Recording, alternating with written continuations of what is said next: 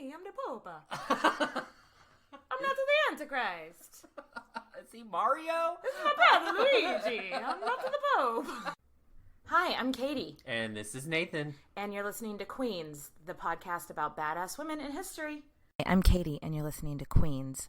And you have joined us for our very first episode about the Lady Jane Grey. And I'm so excited that you have. We had so much fun taping this. Nathan and I paired this episode with a cocktail called the Greyhound, which we discovered we didn't like very much, which is what you're about to hear. And we just had a really good time taping this, and I hope you enjoy. Thanks for listening. Vodka? Is this vodka or gin? Vodka and grapefruit juice. And this is commitment, because both of us hate grapefruit. But we are committed to the premise of the show. Yes, we are going to channel Lady Jane Grey today, and it's going to happen. It's going to happen. Hashtag poor baby Jane. Like, I feel like a lot of times when we talk about these women, we're going to be like, oh, their lives were so sad. They were so lonely. They just got shit on. And I don't think the Lady Jane Grey is going to be any exception. No, she was pretty much shit on. Yeah, she didn't have a super... Spoiler alert. She didn't have a super happy life. So they call her the 9 Days Queen because she was Queen of England for 9 days. I mean, if I was Queen of England for 9 days, the first day I would eat all the foods. And all on the second day, bitches get shit done. Bitches get shit done. But she was like 16. She didn't get that much shit done. And I think she was in prison while she was a freaking queen. It wasn't good. So... let's just jump into her life. Head first, let's start at the very beginning. A very good place to start. If you're in the Sound of Music.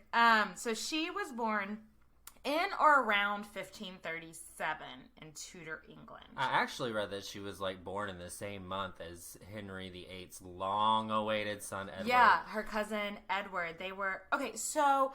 back then, they didn't really document girls' birthdays because they were just like, oh, this was just a girl. We'll document the son's birthdays. So we don't know exactly what her birthday is. So some people, it was probably within a few months of Edward, but around 1537. So let's talk about the social climate of England when she was born. King Henry VIII was on his third wife. He had broke with Rome, which was a BFD, big fucking deal, back then, so that he could marry his second wife, Anne Boleyn. And then he, promptly cut her head off 3 years later. And then married Jane Seymour. And then the country was really confused because they weren't Catholic. No, we're not Catholic. We're not Rome. And that's a big deal. Back in that day, that's whenever they first officially divided with the Roman Catholic Church. Just because Henry VIII just wanted to get around and have a son. Yeah, he was just like, I gotta get another wife, so I'm my own church. But he was raised Catholic, so he really didn't agree with Protestantism, Lutheran, whatever. I don't know what they called it at that time. I don't know that Protestant was a phrase yet. I think it was Lutheran. I think you're right about that. I don't know. But anyway, he wasn't down to be Lutheran. And so, Lutheran heretics were still getting burnt at the stake, but then Catholics were also getting prosecuted. So the people were just like, we don't know who to go with right now. So, let's talk about Jane's family and why she was, her family was important and everything. I wrote down royal adjacent because they're not really in the royal family, but they're not part of the royal family. So, Jane's mother was named Frances.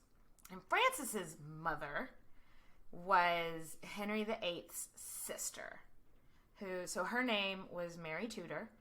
Which there are other Mary Tudors in the mix. Probably a billion. Because they had all of 6 names that you could choose from during Tudor times.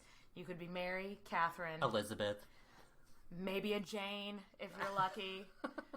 But anyway, so the Mary Tudor, who was King Henry VIII's sister, she was Queen of France for a hot little minute. She was young and hot and sexy, and they were like, you're gonna go marry the King of France, who was like 1,000,000 years old. And she's like, cool. But luckily, he did her the service of dying pretty quickly. Oh, thank God. I would not want to be stuck with an ugly dilf. And then, so on her, like, way back from France, she secretly married King Henry VIII's BFF. Like, without... Scandalous! It was such a huge scandal. They got in so much trouble. But anyway, so then they had a daughter named Frances, which I love, because it's not Mary. Or Jane. Or Elizabeth. Or Catherine. Or they got a little inventive with the names here. Can we talk about, we're digressing from Jane Grey. Just digress. Let me digress for a hot little second. That King Henry VIII had 6 wives. 3 of them were named Catherine. Well, I mean, if you're calling somebody's name out during the act of having sex, you know what? You're gonna remember not gonna mess it up. Oh, that's... You went there. Anyway, let's get back on track. So, Jane was the child of Frances and her husband, and they were dukes, a duke and a duchess. Yeah, he was Suffolk. The Duke of Suffolk.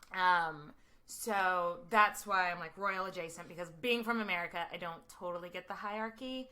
I mean, I read a lot of books, but it's confusing. It's like Duke, Duchess, I don't know. What is this? Yeah, so they're royal adjacent is what we're going to call them. It's also worth noting that since, like you mentioned, she was born around the time of Edward, and pretty much from the get-go, her parents were really super ambitious for her.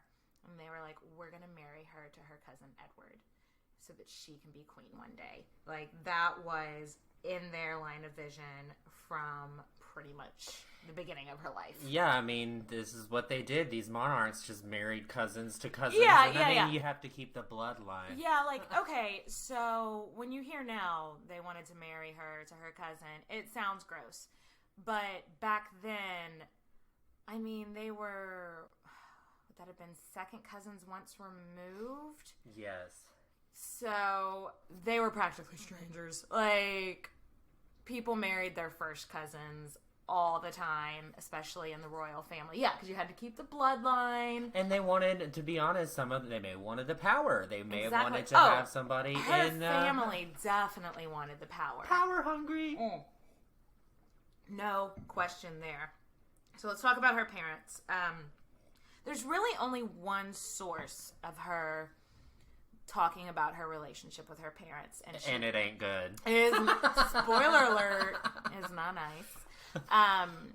So this, I don't know what he was. He was some kind of scholar or something from Europe, came to visit their household, and her parents were out hunting. And she was sitting at home reading Plato, like 14-year-old girls like to do. I mean, she was smart.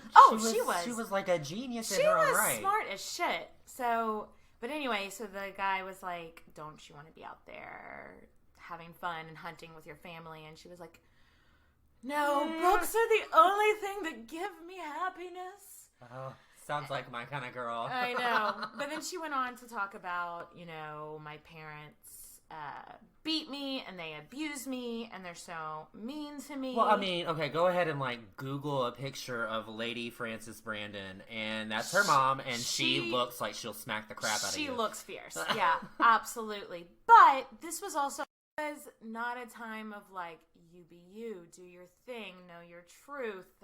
If you want to study art, go to art school. No. This was a time of spare the rod, spoil the child. Yes. Definitely 100%. But, so she talked about, they beat me, they pinch me, they call me names, da-da-da-da-da. So maybe they did. Yeah, and there's actually been historians that said that it's maybe not as harsh as that she was saying it was. Well, what I think is, when you were 14, if some real important guy was like, what do you think of your parents?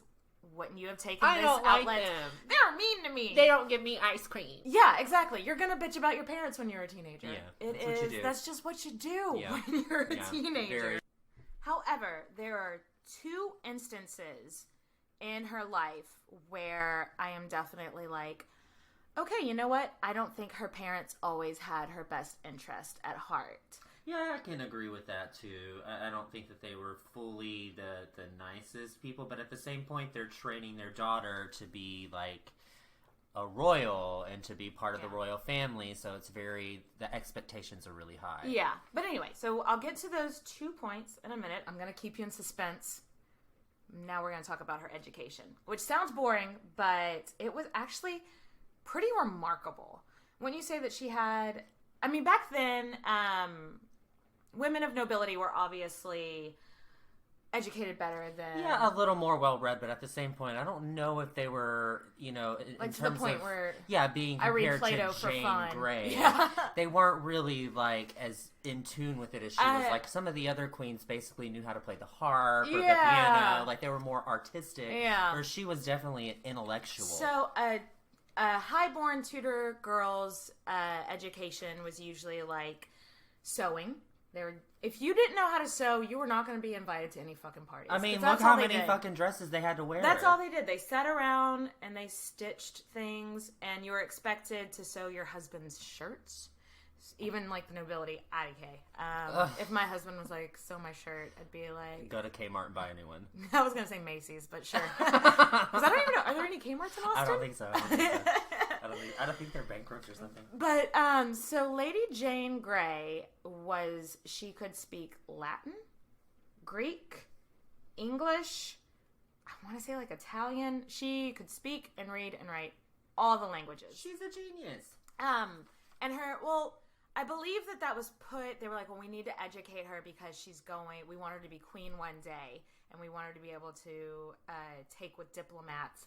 And she fucking took to that like, I don't even know, what's a saying, like a fish to water. There you go. She was just like, yes, I am all about this reading and writing life. She was so into being a diplomat. And how old was she? I mean, she was like a baby. Like, from the get-go. No, but like, they started her education probably like 3 or 4. And by the time she was, I mean, I considered myself a pretty bookish youth, but I wasn't fucking reading Plato in Latin.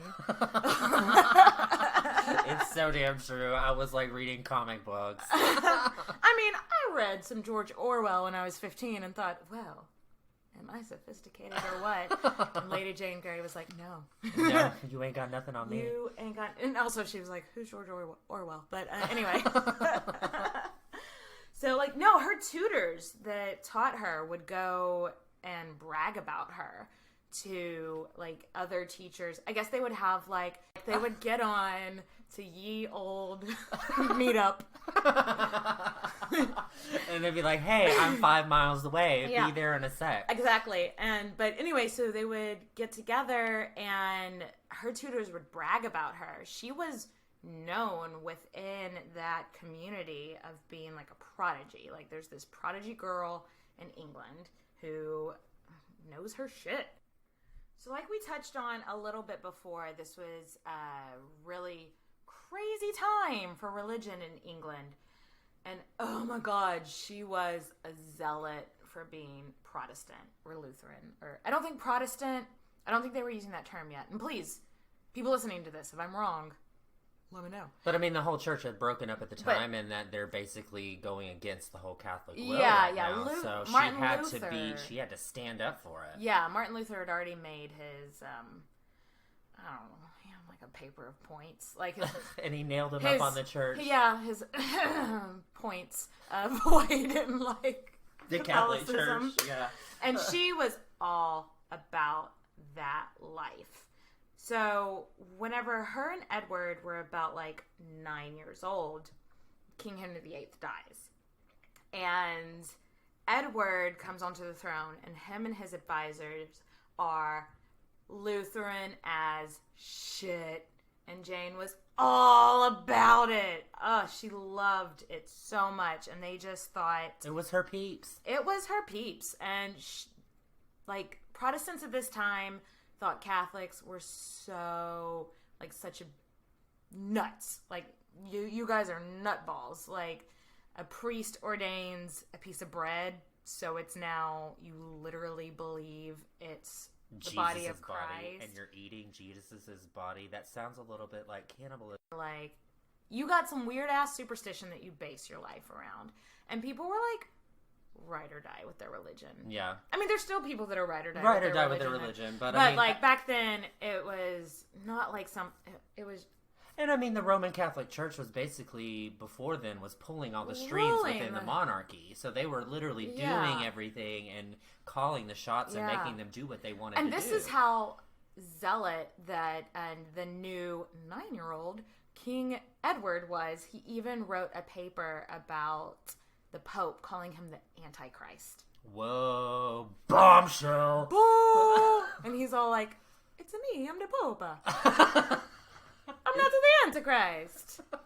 Is he Mario? This is my brother Luigi. I'm not the Pope." So, Henry's dead, and Edward is king, and he's 9 years old. And he has 2 Seymour uncles, because his mom was Jane Seymour. So there's Thomas and Edward Seymour. And Edward Seymour becomes Lord Protector. And what Lord Protector means is, it's like, he's fucking 9. He can't run the country. I mean, when I was 9, I was playing with Tonka trucks with Barbie dolls. Yeah. Tonka trucks in Barbie? And Barbie dolls? And Barbie dolls. Like, so were the Barbie dolls driving the Tonka truck? Obviously. They were riding in the back having a party, girl. Well, that is a part of your childhood I didn't know about. There was a sandbox involved. Anyway, so Edward didn't have the luxury of Barbie dolls and Tonka trucks. No, he was trying to rule a country. He had to be fucking king. And his uncle, Edward Seymour, was his Lord Protector. So that basically meant it was his top advisor. But, like, when you're 9, your advisor's basically running the country. So this Edward Seymour was calling the shots and choosing people for his council. And just really getting the show on the road. And it's easy to remember because they're both Edward. Because just like with women, there was only like 5 or 6 fucking names for men. There was Edward, Henry, Thomas. That's about it. Those are the names you got to choose from. So his other Seymour uncle, Thomas, like we just discussed. Well, these Seymours, you're gonna see more of them. You're gonna see more of the Seymours. Oh, anyway, that was a funny joke. So the other Seymour uncle, Thomas, was a loose cannon, to be nice. That is a nice way of putting it. And King Henry VIII died, and he like immediately married his widow, Catherine Parr. And then he comes back to the Greys, to Frances Grey, and is like, "Hey, I want to make your daughter queen." And Frances is like, "Cool, I had the same idea." Basically. Samesies. And so he's like, "Well, I've got the ear of the king. I might not be Lord Protector, but I'm his favorite uncle. So make your daughter my ward." Which at that time basically meant, like, she comes and lives with me, I take control of her education, I introduce her to the people she needs to know, and, we'll get her in. And the Greys were like, cool. Even though I'm pretty sure Thomas Seymour had to pay them a lot of money. Well, there's always that whole, like, dowry Yeah, thing. exactly. So this is actually, like, Jane's happiest time of her life. Because Catherine Parr was also, like, super fucking Protestant. True. And she didn't have any children. She had been married. This was like her 4th marriage or something like that. And she'd never had any kids. And she'd always wanted them. So she viewed Jane as, like, somebody to mother. Somebody to be maternal to. And that's not necessarily something Jane ever got at home. So basically, Jane living with Thomas Seymour and Catherine Parr was just like, I had the time of my life. Yeah, she was totally like in read a lot of books. So she was super happy, and then Catherine Parr went and fucking died. Yeah, that was tragic. In childbirth. Like you do. I mean, that's what everybody did in the 1500s. It was the thing to do. It's what people did. I mean, hey, how'd you die? In childbirth. But... Childbirth, or the sweating sickness, and that's about it. Or being beheaded. Spoiler alert. So then she had to go back and live with her parents. And this is really when the story starts to pick up pace. The plot thickens. The plot thickens. So she goes back to live with her parents. And within 2 or 3 years, both of the Seymour uncles have been beheaded. Not one, but two. Both. So the Lord Protector one, Edward, I really don't know. Like, he did something boring. It was some, like, diplomatic, I don't know. Off with his head. Off with his head. But the one that had been married to Catherine Parr, after Catherine died, like, he just went off on the rails of the crazy train. Like, he was nutballs. Batshit cray. And he tried to kidnap King Edward. Like, how are you going to kidnap? He shot his dog. What the hell is this? He killed his dog, like, trying to kidnap him, and, like, the dog started barking. That's like a special place in hell for So he got beheaded for killing a dog. You should. So, in comes a new Lord Protector, John Dudley. Remember that name. Gonna be important. So, Edward gets sick. King Edward only lives to be about 15 years old. And he gets sick. And before Henry VIII had died, he put his daughters back in the line of succession. So, little backstory, if you don't know anything about Tudor history, both of his daughters had been claimed bastards because he didn't recognize his marriage to either of their mothers because he was Father of the Year. And so, but before he died, he was like, okay, this is how the line of succession is going to go. My son Edward and any of his children, Mary, any of her children, Elizabeth, any of her children, and then Frances and any of her children. And remember, Frances is Jane's mom. Yes. And here's the problem is that, like, whenever he set up that line of succession, Edward was like, well, Mary, who's the next in line, and I'm about to die, is Catholic AF. Super Catholic. Did you know that she was given one of, like, the only people in the country that was, like, allowed to take Mass still? Like, whoa. He loved his sister. He thought she was wrong. He had such convictions. But it was his sister. It was his sister. He still loved her. He still allowed her to take Mass and do all that shit that other people weren't allowed to. But at the same point, he knew that he couldn't pass down the crown to somebody that was Catholic that was going to turn the country and turn back it to being completely Catholic. Back to where it was, run by the Roman Catholic Church. And he was just like, well, I can't have that. So he changed the line of succession, like just a couple of days before he died. He changed the line of succession. He was like, well, Mary can't take it because she's a bastard. And I think he wanted to pass it to Elizabeth, but he was like, well, no, I mean, if I'm going with this, Elizabeth's a bastard too. So it's going to Frances and her offspring.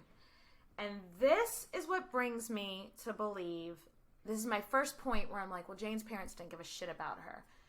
Because, I mean, there's nothing documented, but why Frances must have been approached and been like, hey, you're next in line for the throne, and she must have been like, nah, I'm not cool with that shit. You know what, I think I'll give that to my 14-year-old daughter. Yeah, I'll go ahead and pass that down. Like, you're way more well-equipped for this shit than your daughter than a little girl. But at the same point, I just think that she didn't want it. She didn't want it, and I think she was like, you know what, and so she was like, cool, I'll pass it.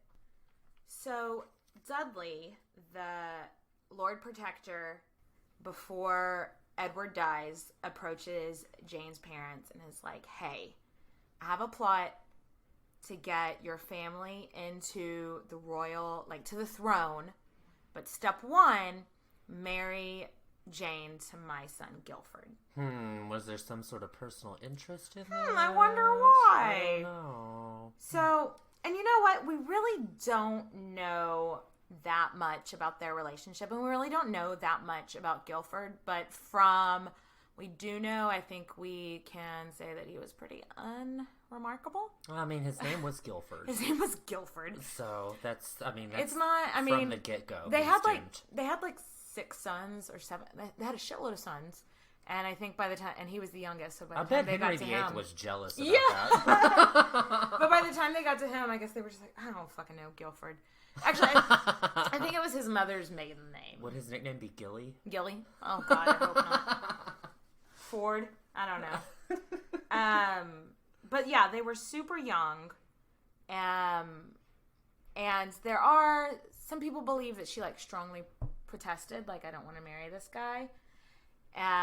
But we really, I think there's some documentation that she said that, but we really don't know. And back then, if you were a teenage girl and your parents were like, you're marrying this guy, you were marrying that guy. Like, and you would still be like, what the hell? I don't know who this is. But, oh yeah, she was definitely like, I don't know this guy. I just want to read books. And, well, again, she sounds like my kind of gal. yeah, she just wants to read books. She's not DTF.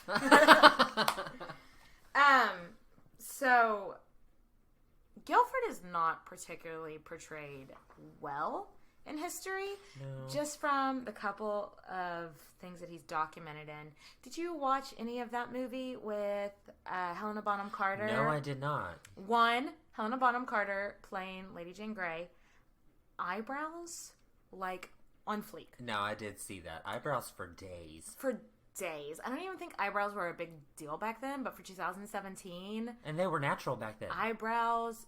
She was so... I mean, she's still beautiful, but Yeah. she was so beautiful. And she...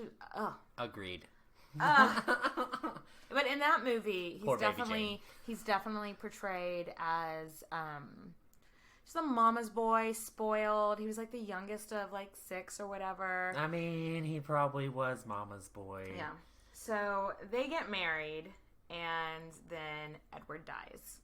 And so they call up Jane. Like, the court sends a messenger and is like, Jane, you need to come to court.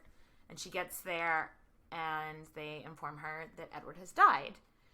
And I'm sure she was like grieving, because they were cousins and they were friends. They knew each other, and from all accounts, I believe they were friendly with each other. And then they were like, and now you're queen. And she was just like, no thank you, please, I think is a direct quote. No, she was like, this is not mine. No, this is not right. She didn't really want it from the get-go. She was really pretty much pushed into it by her parents and by the Dudleys, and just kind of forced into it. I believe when she was like, no, this is not right, like, her parents were like, shut the fuck up, do what you're told, like, this is the 1500s and you're a little girl, so you do what we tell you. And I think that they were grooming her for this moment too. Yeah. And like, I believe she had kind of a little bit of a mental breakdown. Like, she crumpled on the floor. And what eventually got her was the same thing that got Edward, is they were like, okay, but Mary's gonna bring it back to being Catholic.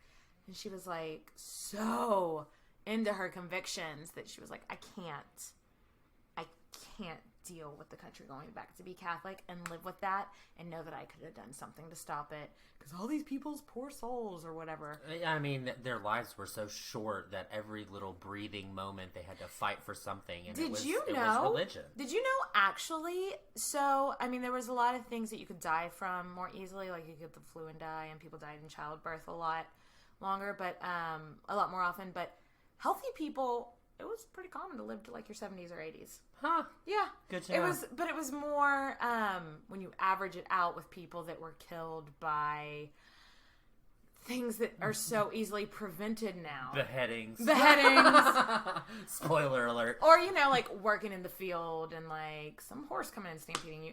Whatever. Like, but the natural lifespans weren't necessarily any shorter. So, fun fact. I don't know what fun that was, but woo, party! Woo!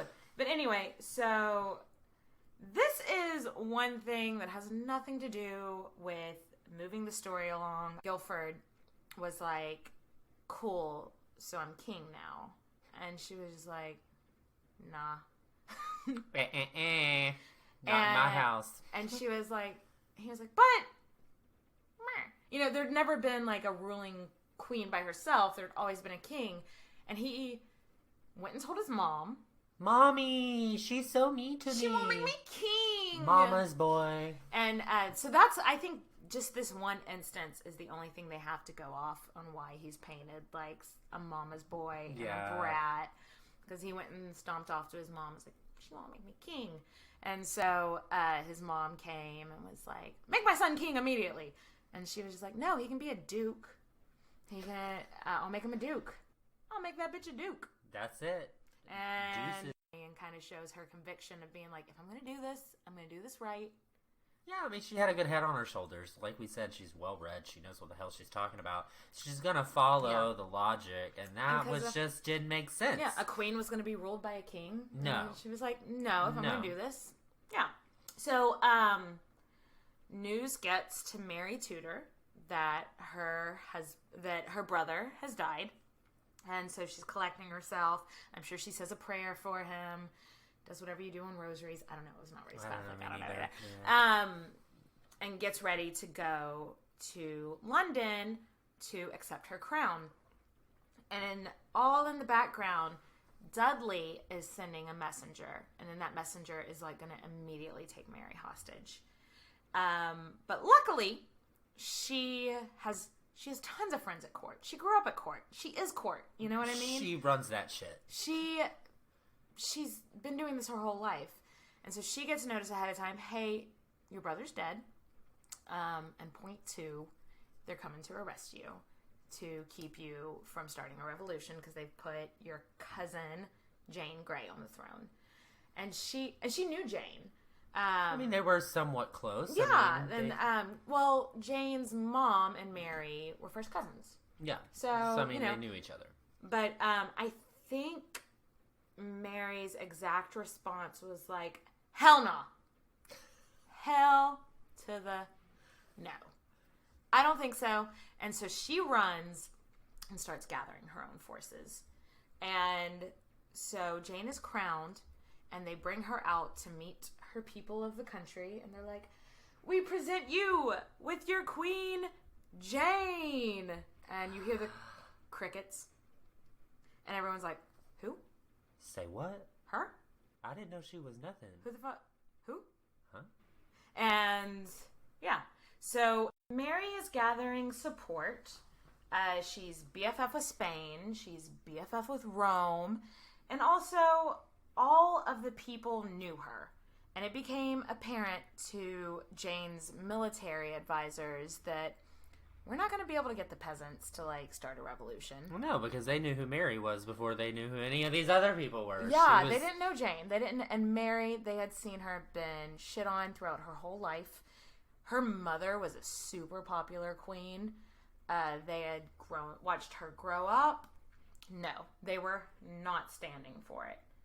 So it became obvious there was going to be a rebellion if Mary didn't become queen. So eventually all the people in the council, we've made a huge mistake. Yeah, I think we fucked up, guys. This isn't going to work. So Mary came. She got her crown. And so Jane and Guilford hung out in the tower in because they were considered traitors. But when they say they were imprisoned, it was fine. They were totally living a cush life in the Tower of London. So then Jane's fucking father came in and joined what they called Wyatt's Rebellion in Jane's name, which I believe is reason number 2 that shows that her parents obviously didn't really care about her. Yeah, it was immediately squashed. And so then Mary was like, well, shit. As long as we have this Protestant figurehead alive, I'm always going to have these people rebelling against me. It is true. So she was like, I guess I got to behead this bitch. But she sent her own personal confessor to Jane and was like, just convert. Just do it, girl. Just convert. Do it. And let's talk about being a martyr real quick. That's what, because Jane was like, oh, I guess I'll be a martyr. There is nothing if it just shows you how the conviction she had, there is nothing in the world I would be beheaded for. You know what? I've been a vegetarian for like 20 years now, but if somebody was like, die as a martyr of a vegetarian, I'd be like, no, I'll take a steak, please. You know? Like, it's just not, I just can't. I mean, but I can play devil's advocate here and say that, you know, like with Jane, she legitimately thought that her soul was going to be saved. And in the Bible, they do have this thing that if you die a martyr, then you have a special place in heaven. Okay. But still, whatever. I wouldn't do it for 1 second. But, so she kept sending her confessor. It was just like, convert. And she was like, I'm good. I honestly don't know if Guilford was given the same choice. I haven't looked into that. Have you? No, I don't think he was. I think it all hung on what Jane decided to do. I think it was all dependent upon her because he had really no rightful heir to the throne. Poor baby Guilford, though. But, like, because since they were married, the rebellion was considered just as much in his name as hers, which is super unfair. Yeah, I mean, he kind of got He didn't do it. He was just like, I didn't even want to marry her. He was just a mama's boy. He just got pulled into but bless bullshit. his heart. And he was brought out to Tower Hill. Yeah. Which is where they executed people who weren't royalty or royal adjacent or whatever the fuck. It was just for, like, spectator sports shit. Yeah, anybody could come and watch. And so he was executed there, and Jane watched. What kind of relationship did they have? Did she watch because she was like, oh my god, it's my fault you're in this shit? Did she watch because she was like, oh my gosh, this is about to happen to me? Oh, did she watch because she had affection for him? Which I doubt. Yeah, I mean, they were like little kids together, so I really doubt that they like were in love at the time. Yeah, it's the least likely one for me.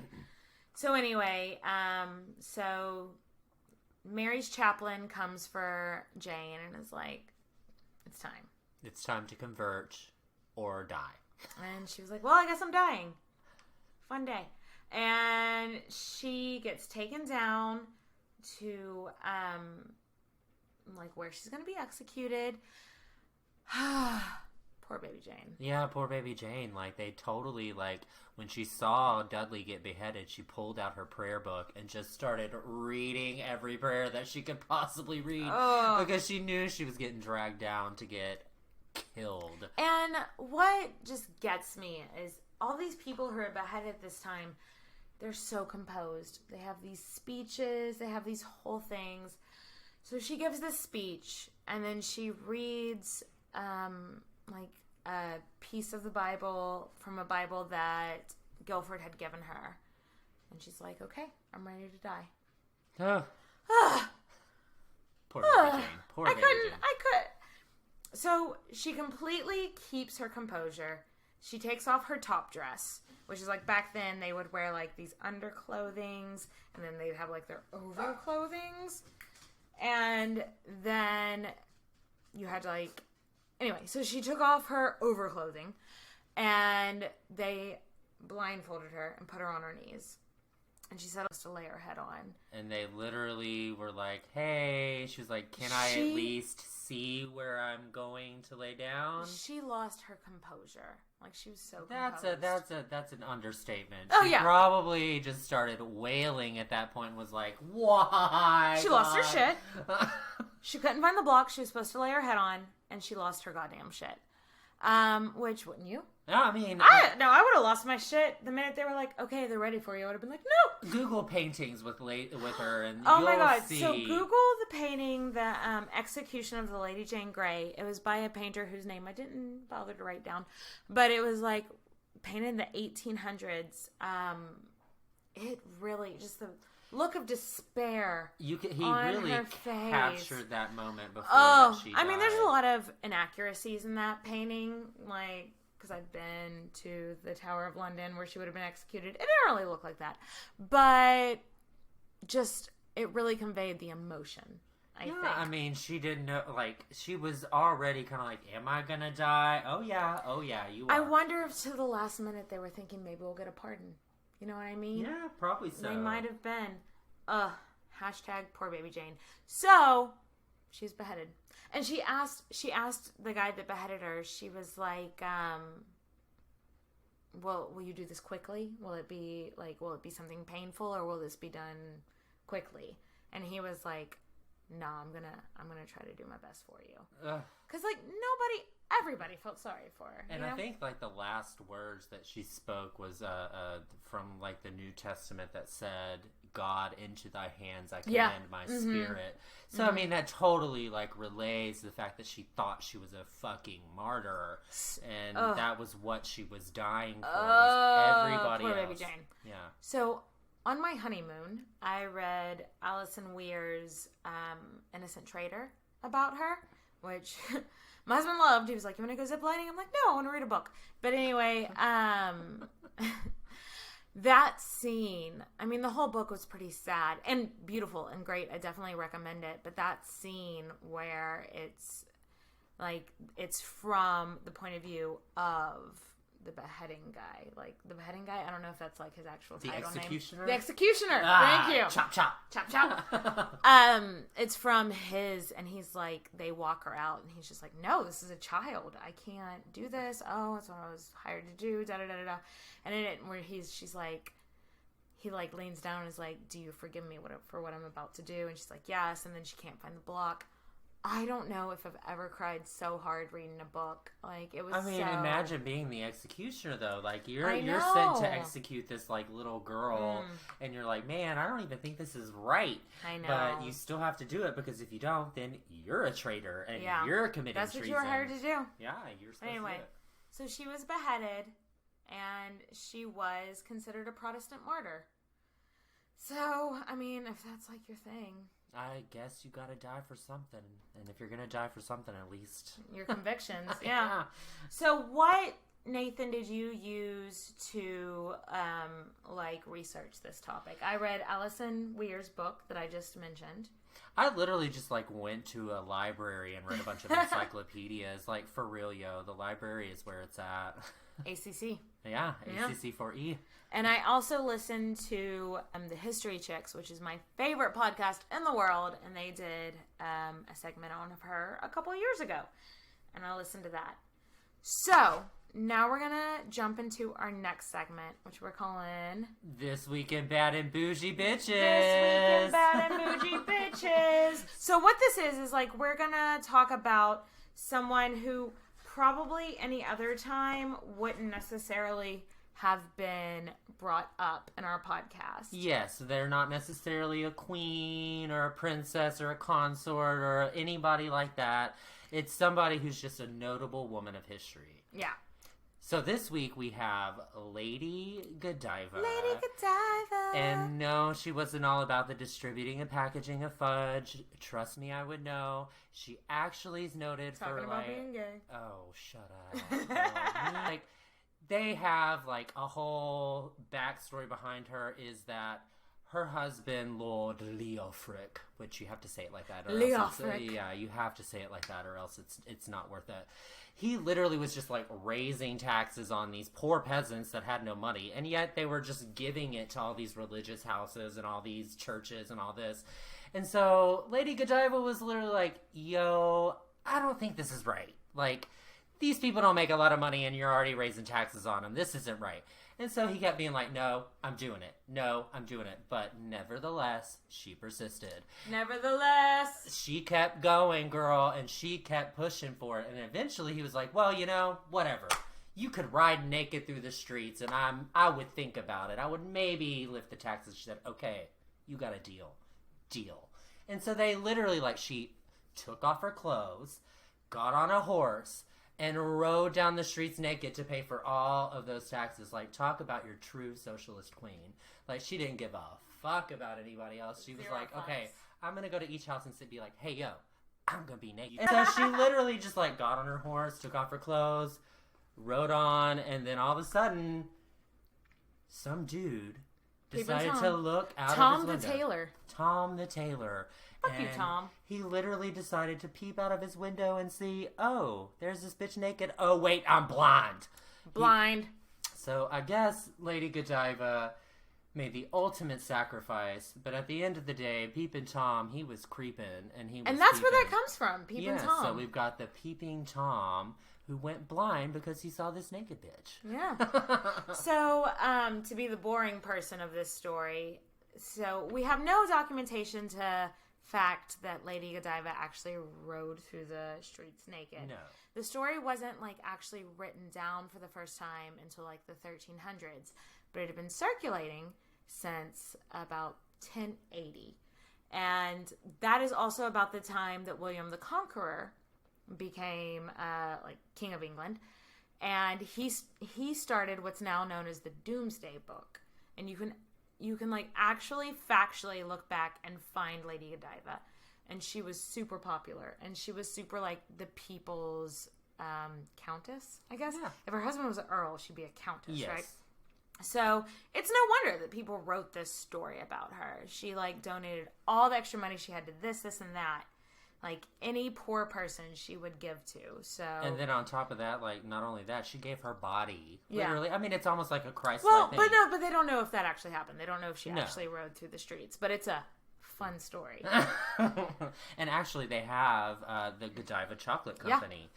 They're actually named after her and have a symbol of her as one of their primary trademarks of their company. Yeah. And they actually have like this whole program for strong women of national and local means who make something of themselves, and they reward that. So that's so awesome. It's something that, you know, she did all this work and she did everything that she could, and now we should honor other women of doing it by eating chocolate. Absolutely. So that is This Week in Bad and Bougie.